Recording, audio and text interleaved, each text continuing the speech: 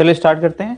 तो आज हम लोग पढ़ रहे हैं इलेक्ट्रोस्टैटिक का लेक्चर नंबर 9। लास्ट क्लास में हम लोग ने कौन सा टॉपिक पढ़ा था? Electric field due to thick infinite sheet, यानी हम पढ़ रहे थे Gauss law and its application.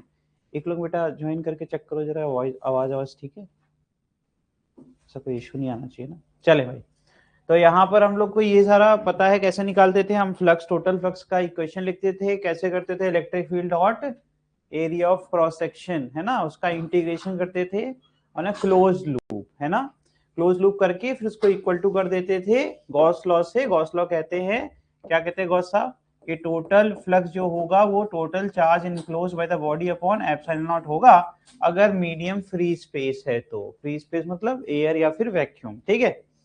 अभी नेक्स्ट अपन क्या पढ़ने वाले हैं, मैंने कहा था कि जो कॉमन एप्लीकेशंस हैं, जैसे रिंग हो गया, यूनिफॉर्म चार्ज रिंग हो गया ना, उसके से इलेक्ट्रिक फील्ड निकाल ली।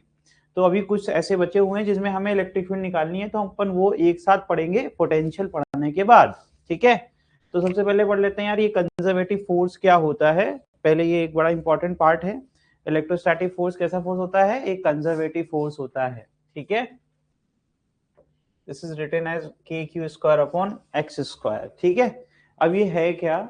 Work done by conservative forces. ध्यान रखना कि वर्क डन जो होता है किसी कंजर्वेटिव फोर्स के कारण बिटवीन 2 पॉइंट, ए पॉइंट हो गया, बी पॉइंट हो गया, ठीक है, वो डिपेंड नहीं करेगा कि तुम यहां से इस तरीके से जा रहे हो, या तुम इस तरीके से जा रहे हो, या तुम इस तरीके से जा रहे हो, या तुम कुछ भी ऐसे ऐसे ऐसे ऐसे करके, यानी मैं कह रहा हूं independent of the path followed, work सब में सेम आएगा। मतलब जितना वर्क हमने यहां से ए सी डी ई बी गए, इस पाथ पे गए, ठीक, या हम ए सी बी गए, या फिर हम ए ई वन बी गए, ये सारे पाथ पर जो वर्क डन है वो पाथ के इंडिपेंडेंट है। ये सबसे इंपॉर्टेंट यूनिक प्रॉपर्टी होती है कंजर्वेटिव फोर्स की, ठीक है। अब इसको अपन जरा डायरेक्शन की बात करें तो सबको पता है कि ये एक्स एक्सिस में अगर प्लस क्यू है तो आउटवर्ड फोर्स होगा, आउटवर्ड फोर्स होगा तो ये आई कैप हो गया कि नहीं हो गया, ठीक है। और एक्स इनके बीच की दूरी है, और Q1 Q2 सबको पता है, ये कूलम्स लॉ लिखा हुआ है। अगर ये समझ में ना आए दोबारा लिख देता हूं, के Q1 Q2 upon R square, और ये इसका वेक्टर का साथी, ठीक है। Electrostatic force is second type of conservative force. Work done by electrostatic force does not depend on the path. बता दिया मैंने ऑलरेडी, ठीक है। वर्क डन क्या हो जाएगा? अगर हमें वर्क डन निकालना है तो हमें पता है क्या फॉर्मूला, बेसिक फॉर्मूला क्या होता है? कुछ नहीं आता इसको, उसको इतना आता है फोर्स इनटू डिस्प्लेसमेंट कर लो सर, यही तो आता है, ठीक है। अच्छा, एक और चीज है, वर्क एनर्जी थ्योरम पढ़ा हुआ है। वर्क पोटेंशियल एनर्जी थ्योरम पढ़ा है कि भूल गए सर? तो कहते थे वर्क 11th क्लास है, this is from 11th class. क्या है भैया? Work potential energy theorem. नहीं आता? जितना लिख रहा हूं उतने में याद कर लो, ठीक है। तो यहां से क्या होगा, जो भी वर्क डन होगा, जो भी वर्क डन होगा वो negative times of change in potential energy होगा, ठीक है। और निगेटिव साइन का मतलब, चेंज का मतलब क्या होता है? बाद वाले से पहले वाले को घटाना। तो आप करोगे U final minus U initial, और बाहर क्या लगा हुआ है? Minus sign. तो ये बन क्या जाएगा? यू इनिशियल माइनस, समझ में आ रहा है? जबकि चेंज हमेशा फाइनल माइनस इनिशियल होता है, इसमें उल्टा हो जाएगा, ठीक है। तो when potential is given force is calculated by differentiating it. कहना जब पोटेंशियल एनर्जी आप दोगे तो फोर्स को कैलकुलेट करेंगे कैसे? डिफरेंशिएट करके। तो यहाँ एक रिलेशन बनता जा रहा है D you upon D R, है ना। अब ये रिलेशन क्या है? एक मिनट रुको।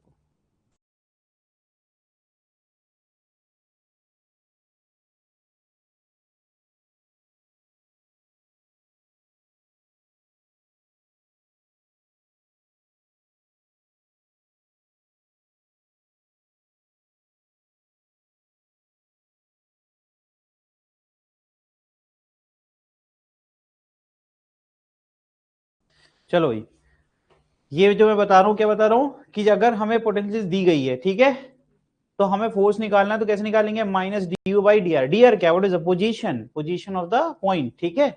तो ये हो गया। अगर हम 3D में करेंगे तो किसी पोजीशन को हम x, y, z में रिप्रेजेंट कर सकते हैं। तो ऐसे कहेंगे change energy with respect to X, with respect to Y, with respect to Z. यही तो लिखा हुआ है, ये रेट ही तो होता है। अब माइनस साइन सबको पता है क्यों आ रहा है ना, क्योंकि क्या होता है ये जस्ट निगेटिव होगा। अब ये भी समझ नहीं आया सर ये क्या बता दिया, मैं एक ही फॉर्मूला पढ़ाऊंगा उसी से ये सारा हो जाएगा, वही चीजें लिखी हुई हैं। ध्यान से देखो, 9th क्लास, क्योंकि क्लास के बेसिस पे ये देखो अलग अलग क्लास में अलग अलग तरीके से पहुंचेंगे वहीं। ठीक, आपको कुछ नहीं याद आ रहा है कोई बात नहीं, ये याद आ रहा है, ये क्या है फोर्स डिस्प्लेसमेंट डॉट प्रोडक्ट है। हाँ ठीक है, डॉट का आंसर क्या आएगा, स्केलर आएगा, वर्क स्केलर क्वांटिटी होती है। क्लियर है, 9th क्लास की बात है ये। ठीक है, अच्छा चलो ये बताओ, अगर स्मॉल वर्क की बात करेंगे और फोर्स कांस्टेंट है तो स्मॉल डिस्प्लेसमेंट होगा। अरे भाई छोटा सा ही फोर्स है या छोटा डिस्प्लेसमेंट है तो छोटा ही वर्क होगा ना, ठीक है कि नहीं। अब अगर मैं कह रहा हूं इसको क्रॉस मल्टीप्लाई कर लो, वर्क की एनर्जी है उधर लिखा हुआ है ना, डेल्टा का मतलब लार्ज चेंज और स्मॉल डी मतलब स्मॉल चेंज, चेंज तो चेंज, स्मॉल डिस्प्लेसमेंट में स्मॉल एनर्जी चेंज होगी, तो ये डी डब्ल्यू में क्या आ जाएगा माइनस डी यू आएगा, क्योंकि D W is equal to change in work is equal to what minus times of change in energy, तो minus times of D U cross multiplied DS और DR, both are represent the same thing है ना, एक ही चीज को represent करते हैं। बचेगा किधर क्या, फोर्स ही तो बचेगा, क्योंकि मैंने डॉट प्रोडक्ट पहले कर लिया। अब ये स्केलर फॉर्म में आएगा, अगर थीटा 0 है तो क्या हो जाएगा ये एफ डीएस, अभी स्केलर हो गया। जिसको लग रहा है कि सर यहाँ वेक्टर कहाँ चला गया, तो वेक्टर कहीं गया हुआ है नहीं भैया, आप डॉट प्रोडक्ट परफॉर्म कर चुके हो। तो डॉट प्रोडक्ट का काम ही होता है वेक्टर को स्केलर बनाना, स्केलर बन गया वो, यानी नंबर की तरह 2 4 6 इस तरीके का नंबर हो गया। अब नंबर को क्रॉस मल्टीप्लाई कर सकते हैं, ठीक है, तो वी कैन इजिली क्या क्रॉस मल्टीप्लाई। तो ये वाला जो फॉर्मूला है जो वहां लिखा हुआ है वो यही तो लिखा हुआ है, और वो उसी थ्योरम से आ रहा है। वो बड़े स्केल पे कर रहे हो, ये छोटे स्केल पे कर रहे हो। डेल्टा मतलब बड़ा चेंज और डी का मतलब स्मॉल चेंज, है दोनों चेंज ही। समझ में आ रहा है, तो ये हो गया तुम्हारा कंप्लीट, तो वापस से रिवीजन करा दिया, और वही सेम चीजें यहां लिखी गई हैं, कुछ भी यूनिक नहीं है। मैं ये इसलिए नहीं बताया पहले, मैंने कहा कि पहले ये आसान चीजें समझ लो, अब ये समझ में तुरंत आएगा। अब क्या कह रहे, आपको डेल्टा दिख रहा है, यू ये सब बता दिया, ये सब वहां फिर से लिख दिया। देखो U I minus U F is equal to integral क्यों कर रहे हैं सर, स्मॉल स्मॉल करके टोटल चेंज तो करोगे ना। अगर मैं कह रहा हूं कि जो डिस्प्लेसमेंट है वो कांस्टेंट रेट पर हो रहा है हर बार डीआर, हर बार डीआर, तो हम क्या कर रहे हैं इंटीग्रेट कर रहे हैं, जितने भी हुए टोटल सबको जोड़ लो और इसको चेंज इन एनर्जी के बराबर कर दो, negative times of change in energy. ठीक है, ये हो गया, ये क्लियर हो गया। ये क्या है सर, डीआर मतलब आपने क्या किया 1D में कर रहे हो मोशन, या जो भी कर रहे हो फोर्स आप लगा रहे हो 1D में है, डिस्प्लेसमेंट उससे जो परफॉर्म हो रहा है वो 1D में हो रहा है। लेकिन मैं कहूं कि एरोप्लेन जा रहा है, फोर्स तो उसमें भी लग रहा है, वो 3D है कि नहीं है, तो उसका एक कंपोनेंट एक्स में होगा, एक वाई में होगा, एक, तो ये बस उसी फॉर्म में यानी 3D में लिख दिया आपने, करना कुछ नहीं है, डिफरेंशिएशन करना है बस। रिकॉल कर लो थोड़ा सा है ना, there is no such thing as absolute potential energy, what matters is change in potential energy। भैया ऐसा कुछ भी potential energy नहीं फिक्स नहीं है, ठीक है, जो भी है वो क्या चेंज, तो चेंज इन पोटेंशियल क्या करता है, वो पूरा का पूरा आपका कहते हैं आउटकम को चेंज कर देता है, इसलिए लिखा हुआ है चेंज इज द गेम। वो गेम क्या है, the change in potential is negative of the work done by the conservative force, negative times होगा, ठीक है। As the system changes from initial to final configuration, the formula becomes क्या हो गया भैया, delta U is equal to UF minus UI minus times of the work done, और WD is equal to work done is equal to UI minus UF या negative times of delta. बता चुका हूं ये सब, ठीक है, सब बता चुका हूं, इसमें से कुछ पढ़ने की जरूरत नहीं है। ये क्या है 11th क्लास से आ रहा है, स्प्रिंग ब्लॉक सिस्टम पढ़ते हैं हम लोग, हुक्स लॉ पढ़ते हैं। हुक्स लॉ में क्या सिखाया जाता है कि स्प्रिंग से एक ब्लॉक को हम अटैच कर देते हैं, फिर स्प्रिंग को हम दबाते हैं और फिर या तो हम इलोंगेट करते हैं, फिर जब छोड़ देते हैं तो उसमें क्या होता है भैया, जब स्प्रिंग के अगेंस्ट स्प्रिंग कह रही है नहीं हमको मत खींचो, यानी वो एक रीस्टोरिंग फोर्स लगाएगी अंदर की तरफ, स्प्रिंग खींचते और ताकत लगती है ना, यानी स्प्रिंग ही तो वो ताकत लगा रही होगी जो तुम्हें एक्स्ट्रा लगानी पड़ रही है, दैट इज योर जो वर्क डन बाय स्प्रिंग है, ठीक है। अच्छा डिस्प्लेसमेंट अब कितना, ऐसा तो होता नहीं होगा कि तुम पूरी स्प्रिंग सीधी कर लेते होगे, इतनी तो किसी में ताकत नहीं होती, एक सर्टेन लेंथ तक के बाद रुक जाता है ना, क्योंकि उसके बाद बहुत ज्यादा फोर्स चाहिए। तो आप अगर नोटिस करो तो वेरी सिंपल, अगर यही जो हमने पढ़ा उसी को यूज कर ले तो स्प्रिंग फोर्स होता है भैया माइनस ऑफ के एक्स। के क्या है, स्प्रिंग कांस्टेंट, एक्स क्या जितना तुमने लेंथ बढ़ाई, ये इसकी 0 पोजीशन है, इससे जितना भी तुमने बढ़ा दिया दैट इज योर x, ठीक है। तो इंटीग्रेट कर दो, इनिशियल से हम क्या कर रहे हैं, जहां तक भी लेके जा रहे हैं। तो जब इंटीग्रेट करेंगे द फॉर्मूला बिकम्स, ये तो रटा हुआ है हाफ के एक्स स्क्वायर, ये फॉर्मूला होता था, कहते थे इतनी एनर्जी स्प्रिंग को मिल गई। तो यहाँ देखो potential energy of spring is half K X square when the spring is elongated from its natural length. Potential energy at natural length is assume to be 0। हम मान के चलते हैं कि जब ये रेस्ट पर है तो स्प्रिंग को बिल्कुल नहीं खींच रहे हैं, यहाँ पर ये 0 हो जाएगा क्योंकि एक्स ही 0 हो गया। पूरा फॉर्मूला उसी से बना हुआ, half K X square, x 0 तो पूरा वैल्यू ही 0 हो गया। तो मीन पर, इसको मीन पोजीशन कहते हैं, इसको क्या मानेंगे कि potential energy of spring is 0, ठीक है। तो ये हो गया तुम्हारा, ये फिर से एक रिवीजन चल रहा है अभी। अब अपन आ रहे हैं मेन टॉपिक जो पढ़ना है। मैंने इसकी झलकी आपको पहले ही बना करके दे दी थी उस दिन, फोर्स इंटू डिस्प्लेसमेंट फॉर्मूला बनाया था। ये फॉर्मूला आई थिंक मैंने उस दिन बना के दिखाया था, है ना, और एक एक्स उसमें काट के भी दिखाया था मैंने। ये dx अगर x बना देंगे तो एक कट नहीं जाएगा, k q1 q2 upon x लिखा था वहां पे, या r लिखा था मैंने उस दिन, आई डोंट नो, मैंने लिखा है जो भी। आगे देखिए ui क्या है भैया, potential energy of system of two charges जब उनके बीच की दूरी r1 है। कह रहे हैं जब दो चार्ज r1 दूरी पर रखे हैं उस समय जो उनके बीच की पोटेंशियल एनर्जी है वो ui रिप्रेजेंट करता है। uf क्या है, potential energy of system of two charges जब उनके बीच की दूरी अब चेंज हो गई, जो कि r2 हो गई, यानी इनका कॉन्फ़िगरेशन चेंज हो रहा है। ध्यान समझना, इस पूरे गेम में कॉन्फ़िगरेशन एक बड़ा इंपॉर्टेंट रोल अदा करता है कि कहां पर कौन बैठा हुआ है, उसके बेसिस पर उसकी एनर्जी चेंज होगी। सिस्टम के कॉन्फ़िगरेशन पर डिपेंड करती है पोटेंशियल एनर्जी, यानी ये R1 R2 ही डिफाइन करेगा इनके बीच की जो एनर्जी है उसमें कितना चेंज आया। अभी मैं डिफिनेशन पढ़ के बताऊंगा तो आपको एकदम क्लियर हो जाएगा। बहरहाल यहां पर देखिए, work done by electrostatic force when configuration of system is change. जब वर्क हम कर रहे हैं, क्योंकि ऑब्वियसली ये यहाँ पर अगर है और इसको चेंज करके हम R2 ले बना रहे हैं, या तो R2 पर है हम R1 पे ले आ रहे हैं, तो कुछ ना कुछ समझ नहीं आ रहा है। चैप्टर का नाम इलेक्ट्रोस्टैटिक है, charge will be at rest, charge हमेशा रेस्ट पर रहेगा। तो ये वहां से उठ के यहाँ कैसे आ गया, ये यहाँ से उठ के वहां कैसे चला गया, यानी किसी ने वर्क किया होगा, फोर्स लगाया होगा। जब वो फोर्स लगाएगा तो या तो वो जो force between these two charges है, या तो वो अट्रैक्टिव नेचर का हो सकता है या तो रिपल्सिव नेचर का हो सकता है ना। अट्रैक्टिव होगा तो उसको ताकत लगानी पड़ेगी इलेक्ट्रोस्टैटिक फोर्स के अगेंस्ट, और रिपल्सिव होगा तो उसको सपोर्ट करेगा। अगर दूर जाना है तो सपोर्ट करेगा और करीब आना है तो रिपेल करेगा। तो इन दिस सिनेरियो अगर मैं R2 से यहाँ आ रहा हूं तो मुझे एक रिपल्सिव फोर्स लग रहा है, उसके अगेंस्ट अपनी ताकत लगानी पड़ेगी, यानी मैं तो कुछ एक्स्ट्रा फोर्स जो लगा रहा हूं जिससे कि एक वर्क परफॉर्म हो रहा है। जो मैं वर्क परफॉर्म कर रहा हूं चार्ज के ऊपर, वही उसके अंदर एनर्जी के फॉर्म में स्टोर होता है। यही होता है, 11th क्लास में पढ़ा भी होगा, वर्क एनर्जी थ्योरम। जो आप वर्क करेंगे वो वर्क, देखो एनर्जी कंजर्वेशन तो याद ही रहना चाहिए कि एक फॉर्म से दूसरे फॉर्म में कन्वर्ट हो जाती है। तो कहीं ना कहीं जो मैं अपनी ऊर्जा खर्च कर रहा हूँ वो ऊर्जा परिवर्तित हो जा रही है पोटेंशियल एनर्जी के फॉर्म में। जो मैं ऊर्जा खर्च कर रहा हूँ मैं कार्य करके कर रहा हूँ, यानी वर्क परफॉर्म कर रहा हूँ, है ना। तो मैंने एक एनर्जी अपनी जो है वर्क में कंज्यूम कराई और वर्क किस में कन्वर्ट हो गया, potential energy of the charge में कन्वर्ट हो गया। समझ में आ रहा है कुछ कुछ। तो इस तरीके से अभी हम आगे साइन कन्वेंशन पढ़ा दिया कि नहीं पढ़ाया मैंने, स्टार्ट में अभी कुछ नहीं पढ़ाया ना, कोई बात नहीं पढ़ाऊंगा। ये हो गया, समझ में आ गया कि ये काम कैसे करता है। तो वर्क डन निकालना है तो क्या करेंगे भैया बताओ, ये फोर्स हो गया, ये बहुत ही आसान फॉर्मूला लिखा हुआ है, dw जो लिखा है इसका मतलब है भैया फोर्स इनटू डिस्प्लेसमेंट, ठीक है ना। कॉमन सेंस लगा लें, मैंने ये dx ले लिया, ठीक, ये dx मतलब इतना डिस्प्लेस किया, और ये तुम्हारा क्या हो गया भैया, इसकी पोजीशन कितनी है x, यानी कि ये चार्ज मान लो यहां पर रखा हुआ है।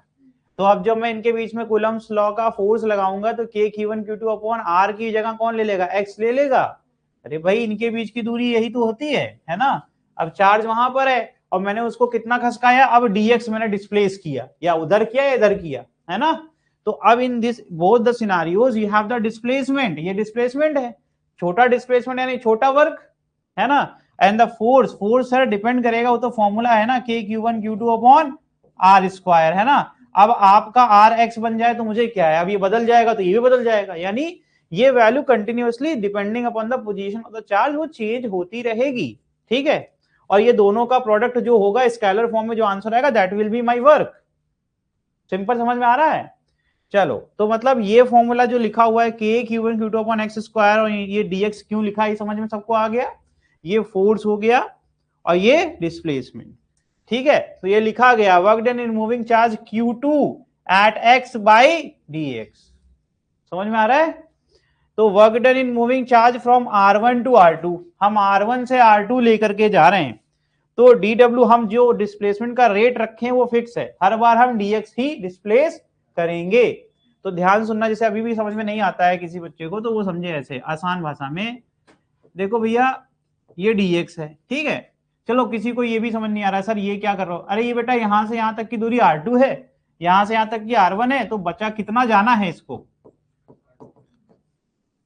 ठीक है, इतना तो समझ में आता है, ये भी नहीं आता, आ रहा है ना ये, तो अपने को जाना इतना है, ठीक है, और जाएंगे, हमने कहा जाओगे तो तुम इतना ही, लेकिन हर बार जो वर्क तुम परफॉर्म करोगे वो इतने डिस्प्लेसमेंट के लिए करोगे, यानी कि आप एक झटके में मोशन नहीं करो, आप dx dx dx dx करते करते करते खसकते खसकते कहां पहुंच जाओगे, अपने गंतव्य तक पहुंच जाओगे।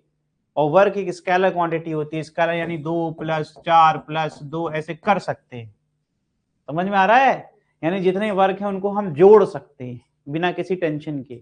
तो ये जो लगा है इंटीग्रेशन, ये कर क्या रहा है, ये एडिशन ही तो कर रहा है, ये एडिशन ही तो कर रहा है। When displacement is at dx fixed है, ठीक है, तो वेरिएशन कहां आएगा, पूरे फोर्स के फॉर्मूले में सर सिर्फ x बदलेगा, और x और dx सेम वेरिएबल हैं, दोनों पोजीशन को रिप्रेजेंट करते हैं। तो क्या होगा, इंटीग्रेशन कर सकते हैं, बिल्कुल कर सकते हैं। k q1 q2 सर एक कांस्टेंट है वो बाहर आ जाएगा, हाँ आ जाएगा। तो इस जिसको ये भी नहीं आता उसको इतना बस बेसिक मैथ जाके पढ़ लेना, x⁻⁻2 dx का इंटीग्रेशन अगर उसको करने आता है तो ये आंसर वो निकाल सकता है। और यहां पर लिमिट लगानी हो तो कहां शुरू किया कहां खत्म किया, स्टार्टिंग पॉइंट एंडिंग पॉइंट, देखना ये डेरिवेशन करके तुम वहीं पहुंचोगे। और फॉर्मूला जिसको नहीं आता, formula is very simple, formula says if there is any variable, अगर कोई ऐसा वेरिएबल है जिसकी पावर कोई नंबर n है और उसको हम उसी वेरिएबल के रेट पर इंटीग्रेट जोड़ रहे हैं, तो द फॉर्मूला बिकम्स n+1/n+1।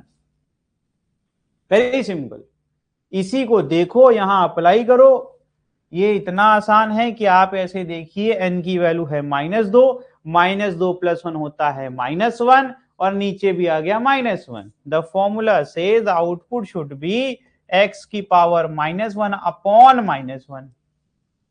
समझ में आ रहा है, यानी कि देखा जाए सर, अब इसकी लिमिट, अभी कांस्टेंट वाले को मैं नहीं लिख रहा, बस इंटीग्रेशन सिखा रहा हूं, तो लिमिट ऐसे लिखी जाती है, यहां सर अपर लिमिट, यहां सर लोअर लिमिट, ठीक है, तो ये माइनस चाहे आप बाहर ले लें तो नहीं लेना है, मत लीजिए, -1/x तो लिखना ही पड़ेगा, क्यों भैया, ये लिखना पड़ेगा कि नहीं। अब एक पहले अपर लिमिट, तो x की वैल्यू पहले क्या पुट की जाएगी, माइनस तो माइनस ही रहेगा, x की वैल्यू हो जाएगी R2, फिर कहते हैं सर फाइनल माइनस इनिशियल करना है, तो फिर लगेगा माइनस का साइन, तो माइनस के बाद ये खुद भी निगेटिव है, तो ये बन जाएगा सर जी प्लस, माइनस माइनस क्या होता है, प्लस ही होता है। अब x की वैल्यू पुट करिए R1, the final output will be 1/R1 - 1/, और बाहर जो कांस्टेंट है वो एज इट इज लिख दो, ये मैंने रफ किया है, मैं मिटा दूंगा, तो हम लोग वापस से यहीं पहुंच गए। समझ में आ रहा है, तो ये इतना आसान है, ठीक है। अब समझ में सबको वर्क डन आ गया होगा, क्यों निगेटिव निगेटिव आता रहता है, नोटिस करो, फाइनल लिमिट उधर चली गई, अगर उसको इधर रखना है तो माइनस टाइम हो जाएगा, ऑटोमेटिकली वही सेम चीज प्रूफ हो जाएगी। और जो मैंने उस दिन फॉर्मूला बना के दिया था, क्या फॉर्मूला बना के दिया था उस दिन, मैंने मजाक मजाक में एक फॉर्मूला बनाया था, उसमें ऐसे लिखा था मैंने AQ1 Q2/R, अरे ये तो सेम बन गया, आज तो पूरा डेरिवेशन करके देखा हम लोग ने, तो हमने यही पाया, इसको ध्यान से क्यों नहीं देखते, इसको अंदर लेकर जाओगे, ये UI है और ये UF है, और UI - UF ही तो करना था, तुम्हारे पास डायरेक्टली U का फॉर्मूला मैंने बना के दिया था। समझ में आ रहा है, तो बस उठा के वैल्यू अगर पुट करना आता है तुमको, तो तुमको ये पूरा कंसेप्ट क्लियर है, समझ में आ रहा है।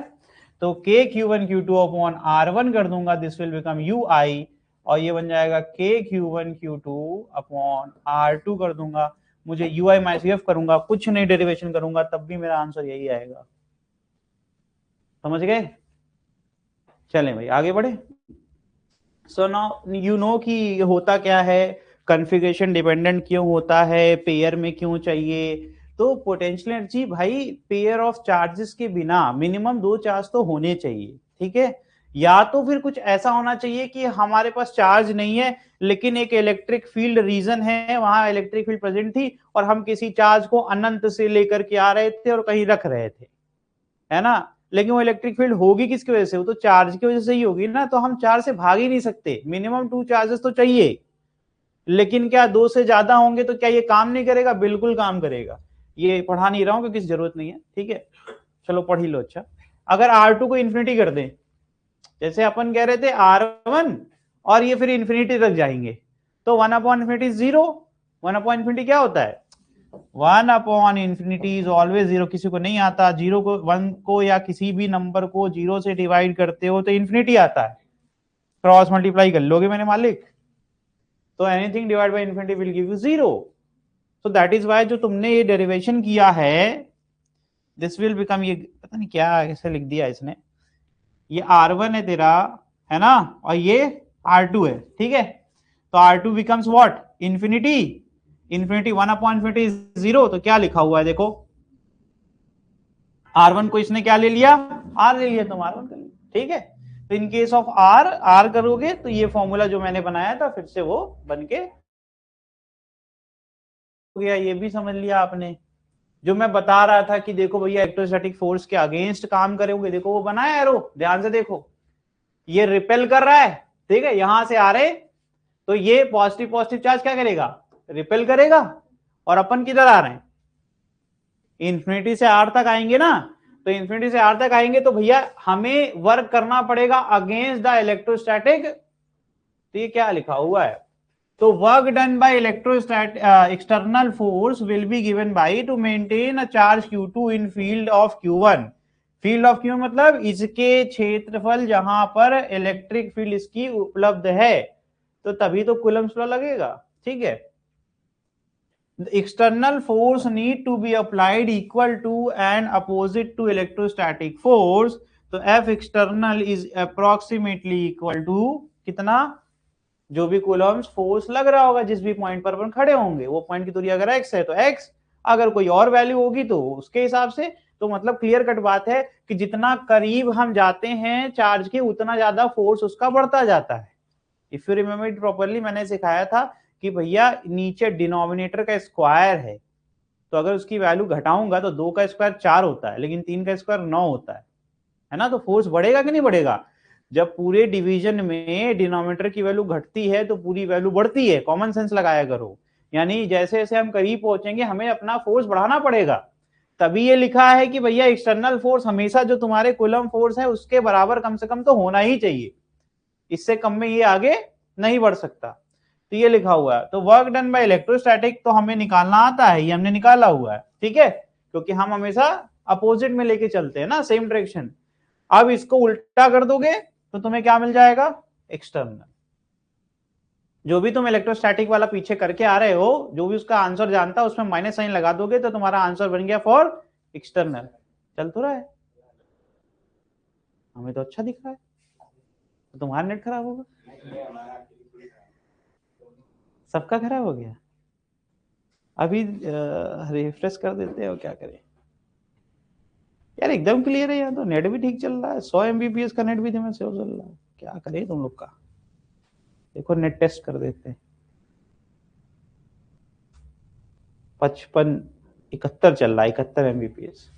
तुम्हारा नेट खराब है, हमारा नहीं, सही हो गया। चले वो नेट होता रहता है बेटा, कोई बात नहीं, चलो आगे बढ़े। ये समझ में आया, इस पे फोकस करो, ये भूलना नहीं है। ये जो सिखाया ये अपन अभी पढ़ के आ रहे हैं, ठीक है। किसी ने कह दिया एक्सटर्नल की वजह से बताओ मुझे, तो कुछ नहीं करना है, जो आंसर आया उसको माइनस लगा दो। तरीके बता रहा हूँ, आसान तरीकों में तुम्हारे आंसर आ जाएंगे, ठीक है। ध्यान रखना है इसको, क्योंकि ये हमेशा एक दूसरे के अपोजिट रहेंगे। Work done by this external force will be equal to what? Minus times of this, again फिर से ये R2 आगे आ जाएगा, R1 उधर चला जाएगा, यानी ये UF माइनस UI बन गया।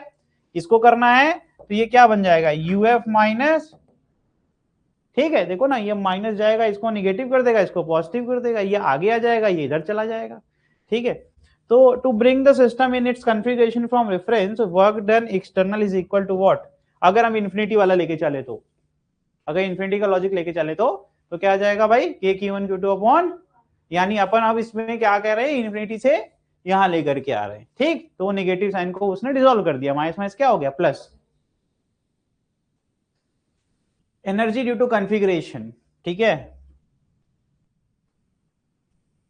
अब यार ये ना इतनी बार हम लोग पढ़ लिए हैं कि हम लोग को ऑलरेडी पता है, लेकिन फिर पढ़ के बताता हूँ। एनर्जी ड्यू टू कॉन्फ़िगरेशन मतलब अगर ये अपनी जगह पर रखे हुए हैं, इनके बीच की दूरी कितनी है भैया, r, ठीक है, अपनी अपनी जगह पर रखे हुए हैं। ऑब्वियसली इलेक्ट्रोस्टैटिक रट जाओ भाई, रुका हुआ कहीं जाने वाला नहीं है, वो अपनी जगह बैठे रहेगा, ठीक है, यही इसकी कॉन्फ़िगरेशन है।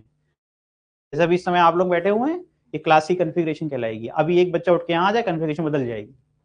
समझ में आ रहा है? जो आप इस समय अपने अपने जगह पर सोचो, आप सब चार्ज हो, तो आप पेयर पेयर में अगर आप देखोगे, किसी भी एक चार्ज ले लो, एक चार्ज ये है और बाकी आपका यहाँ पर Q1 है, यहाँ पर Q2 है, यहाँ पर Q3 है, तो मैं बोलूंगा इस Q का इस कॉन्फ़िगरेशन में कितना टोटल एनर्जी इसके पास है, तो मैं कहूंगा भैया जितने पेयर बन रहे हैं सबको निकालो और जोड़ दो,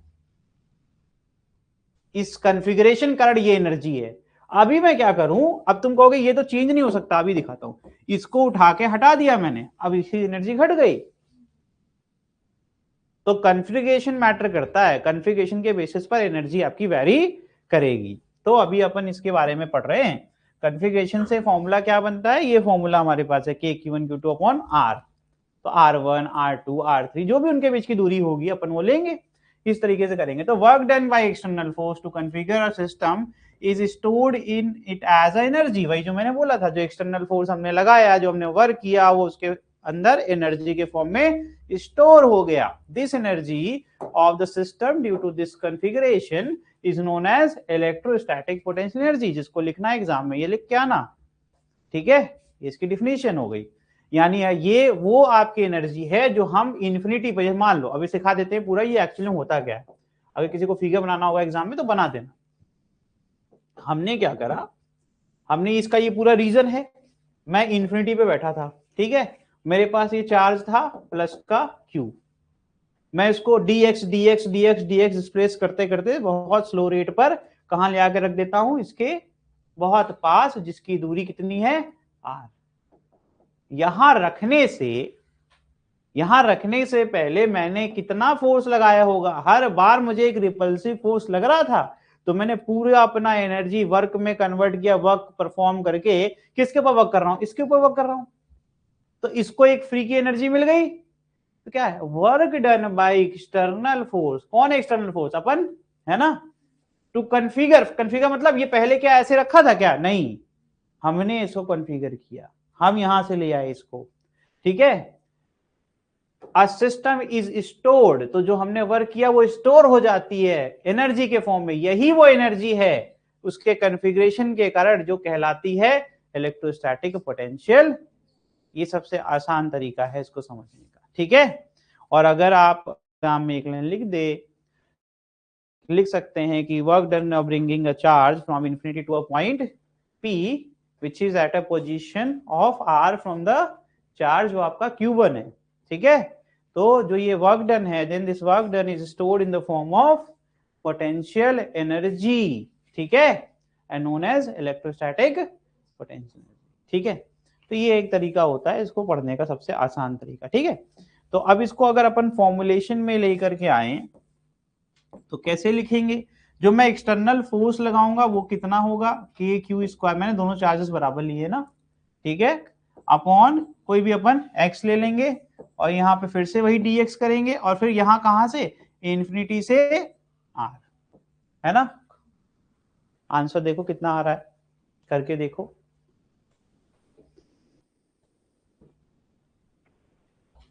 किसी को समझ नहीं आया सर आपने यहाँ फोर्स क्या के निगेटिव क्यों लगाया, मेरे भाई x इज डिक्रीजिंग, है ना, x इज डिक्रीजिंग, मैं इंफिनिटी पे था, इंफिनिटी से मैं r पर आया तो मैं कम हो गया ना, तो ये नेगेटिव साइन सोज,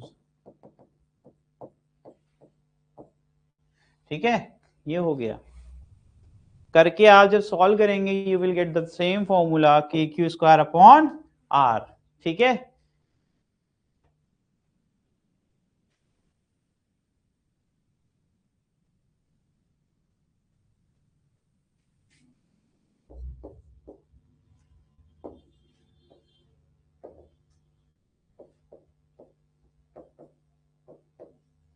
तो अगर चार्ज का नेचर अपोजिट होगा तो ये क्या हो जाएगा, निगेटिव।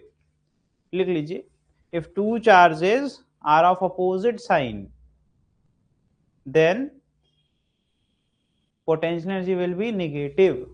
कोई इसमें गलती नहीं करेगा सोच के कि सर ये क्यू का स्क्वायर है। मेरे भाई +2 कूलम इंटू -2 कूलम तो तुम्हें देगा -4 कूलम, और 4 होगा 2 का स्क्वायर, तो मैं उसको क्यू स्क्वायर लिख सकता हूं, लेकिन वो है तो निगेटिव ना।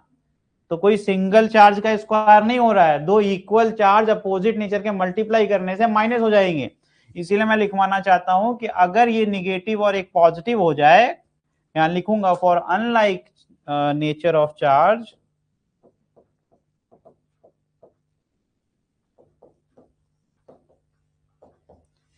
You will be what, negative. ठीक है, ये माइनर से करेक्शंस आप कर लेंगे न्यूमेरिकल्स में भी, ठीक है।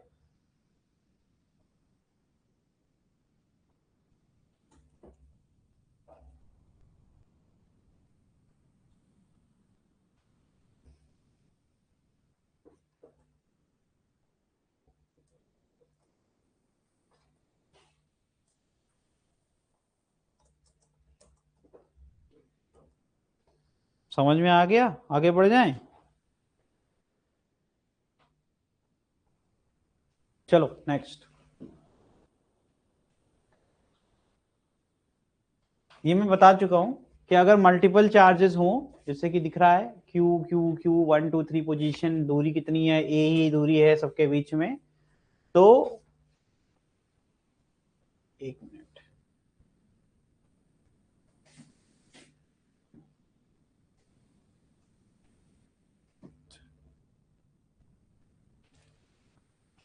चलो देखो।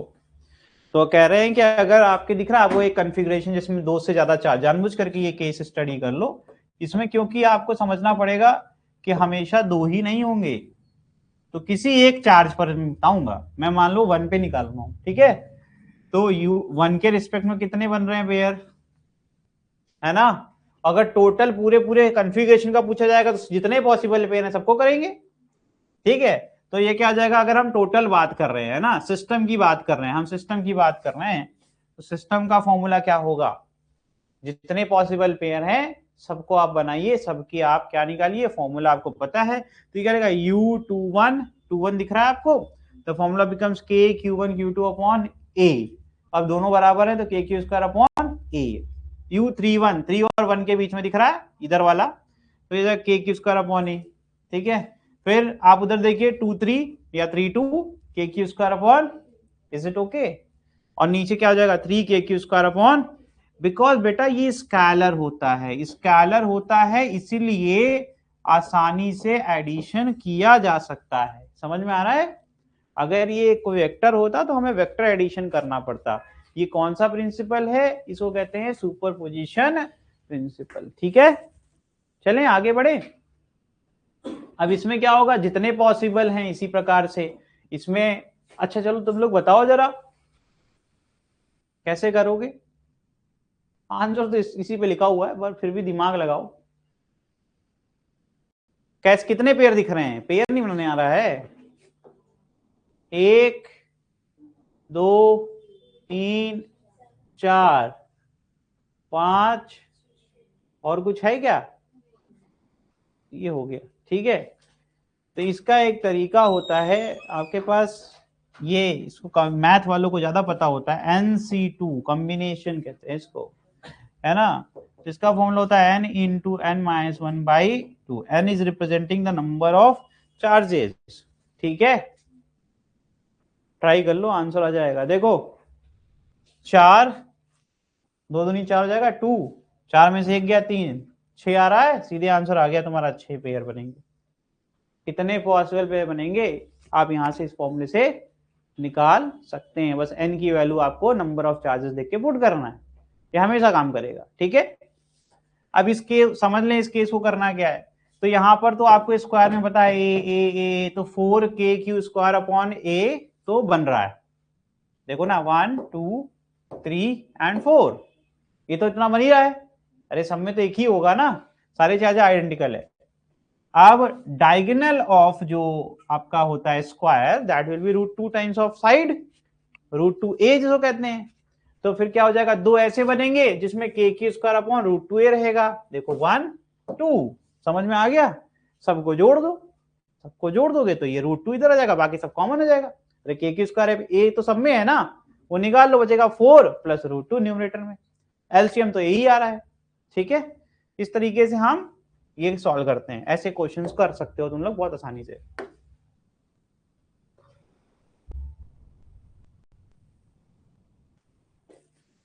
अब ये एक्सटेंड हो रहा है, एक ही चीज रिपीट हो रही है, जरूरत नहीं है इसको पढ़ने की।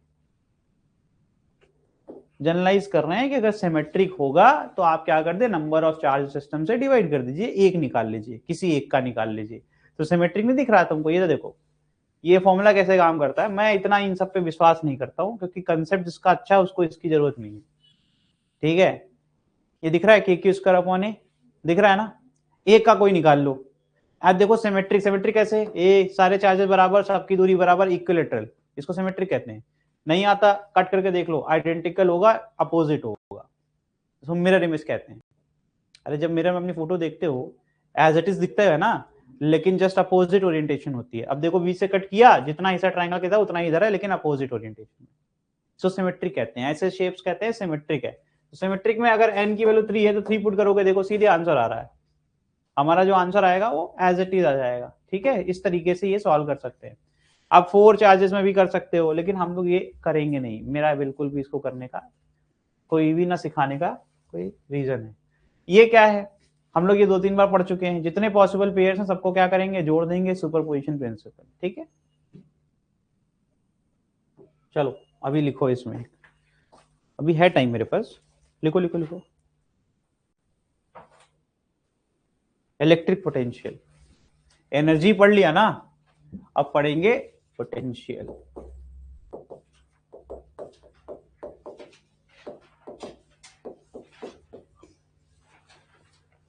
चलो एक रिवीजन, 10th का एक फॉर्मूला पोटेंशियल डिफरेंस का किसको किसको याद है। एक वायर होता था, उसके अंदर से करंट फ्लो कराना होता था, तो बैटरी लगाते थे। सर आ गए क्या?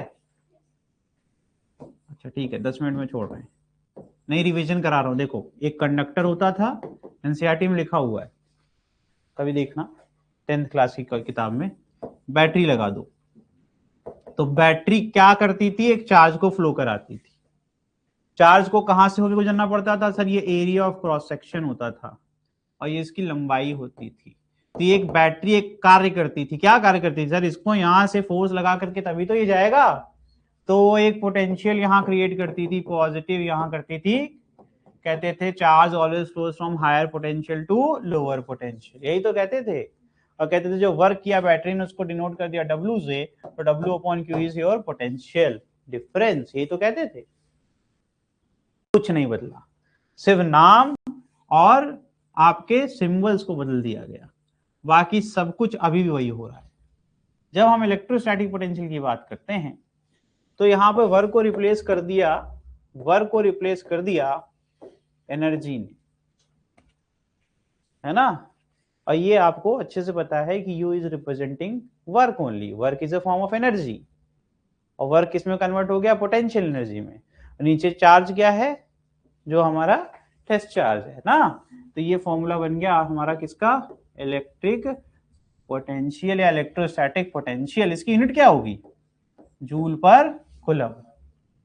ठीक है, लिखिए electric potential is scalar property, लिखिए electric potential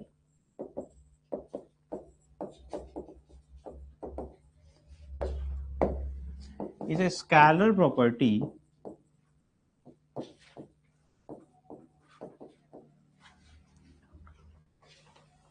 of every point in the region of electric field every point in the region of, region जानते हो, क्षेत्रफल है ना, of electric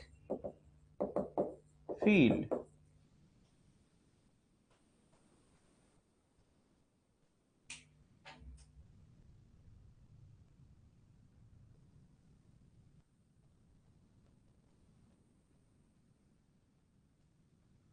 At a point in electric field,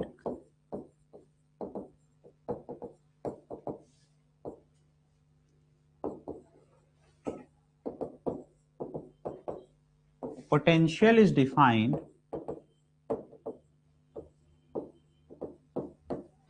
as interaction energy of a unit positive charge, interaction energy of a unit positive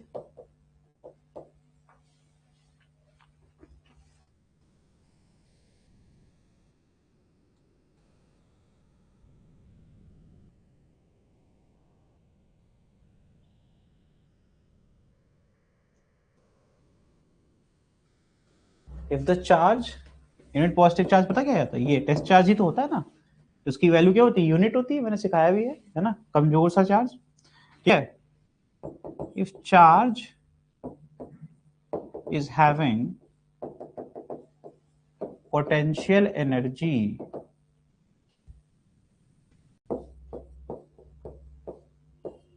U in electric field, electric field के अंदर उसके पास कितनी energy है, U, है ना, then V is given by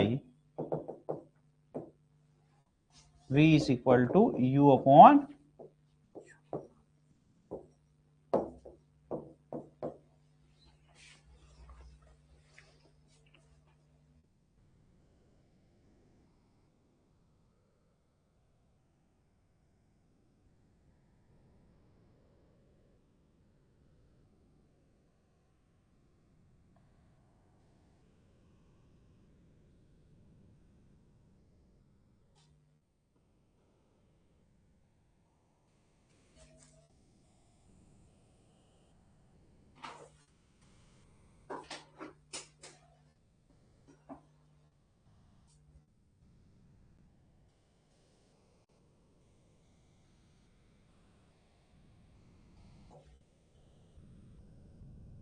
dimension क्या होगा, कोई बताएगा?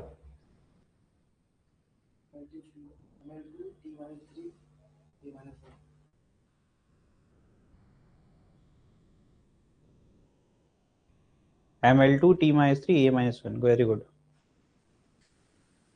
बहुत आसान था।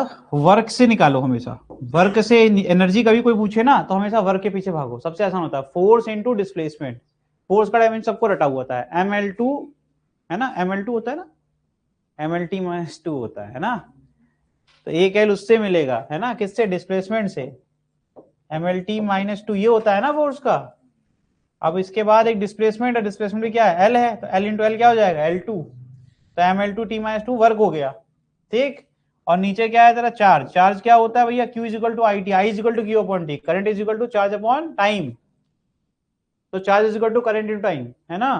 तो मेरे भाई यहाँ पर आ जाएगा तेरा एम्पियर, है ना, और ये आ जाएगा तेरा टाइम, टाइम ऊपर जाएगा, T की पावर -1 ऊपर लेके जाएगा, -3 बना देगा, A ऊपर जाएगा, A की पावर -1, तो यानी देखो ध्यान से, तो ml2t, एग्जाम के लिए अगर भूल गए तो तुम खुद से बना सकते हो, यूनिट याद रखो, बस यूनिट आनी चाहिए, डायमेंशन को याद करने की चीज नहीं होती, वो ऑटोमेटिक बन जाती है, ठीक है।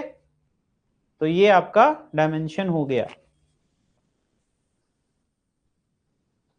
अभी मैं इसके बाद आपको इसमें रिलेशन पढ़ाऊंगा, there is a relation, very important relation between potential and electric field. लो खत्म ही हो गया, यही लिख लो, एक पॉइंट करके लिख लो, यहीं छोड़ रहा हूं मैं तुम लोग को अगली क्लास के लिए। तो V is equal to integral of E dot D R, infinity to R, अब ये पता इतना आसान है ये डेरिवेशन कि किसी को भी वही नहीं है। तुम्हें पता है कि v is equal to W upon Q not होता है ना, तो the formula says k q1 q2 upon R square ना, ए क्यू तो कट ही जाना है, और ये इलेक्ट्रिक फील्ड का फॉर्मूला नहीं होता।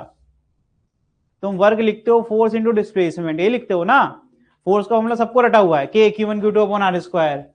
अब मैं उसमें से एक चार्ज को डिवाइड कर दे रहा हूं, मैं w अपॉन q कर रहा हूं ना, तो एक चार्ज तो डिवाइड हो गया, तो k q1 q2 में से q2 तो कट गया, तो बचा क्या k q upon R square बचा कि नहीं बचा। ये किसका फॉर्मूला है, इलेक्ट्रिक फील्ड का।